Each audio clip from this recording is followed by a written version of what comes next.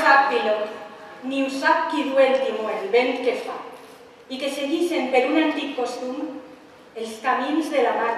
Així vaig jo, com perdut dins les ones, com navegant que busca far en lloc que el pot guiar. Però la meua nau sent els embats dels vents contradictoris i un cansament de fusta les comet. Mar, mareta, marxant, mariner, marell, meravella. Paraules que trobem molt sovint al llarg dels poemes del gran autor Vicent Andrés Estellés. Meravelles, com el nom del seu llibre en el que va començar a ser reconegut per tot el territori valencià allà als anys 70. Mare, mareta, con la importància que li donava en els seus textos a la família, a la gent i costums del poble.